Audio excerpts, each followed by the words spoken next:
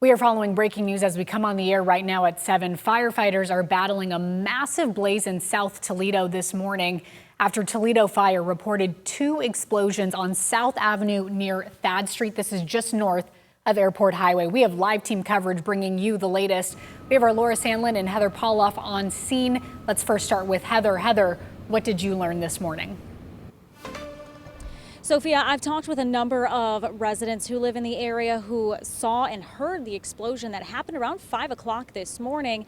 And they tell me that they didn't know what was happening at first. They came outside, they saw the billowing smoke that is still continuing to pour out of this building this morning. We also talked with Fire Chief Armstrong this morning, and she says that a few of the employees received minor injuries from the explosion, but there are 2 other employees who are still unaccounted for at this hour. So again, we have seen a lot of those individuals who are out here along South Avenue near Elmdale, where they are continuing to watch the crews. There are dozens of police cruisers, ambulances, fire trucks, still a lot of emergency crews out here continuing to battle this fire. We're going to continue to stay on scene, but our Laura Sandlin has been live out here this morning since we first received calls of this happening out here, and she's going to tell us more about what's going on here too. Laura.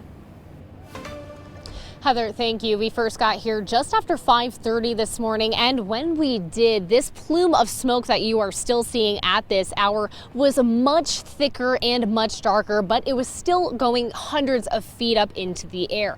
Now, these explosions have caused a large response, not only from the Toledo Fire Department, but as well as Toledo Police and EMS. So far, we've seen crews entering and exiting the complex. Right now, like Heather mentioned, we did speak with Chief Armstrong, who tells us that the 911 calls came in just before 5 this morning.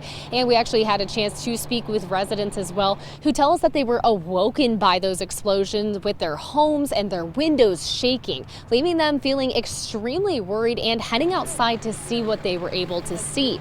Now, when we first got here, there were large amounts of flames heading into the sky. And at this hour, crews are still continuing to battle those flames from up above, using the water to spray down into there. So far, we've seen a lot of that smoke begin to thin out, and luckily it looks as though the fire crews are starting to make progress on this massive fire.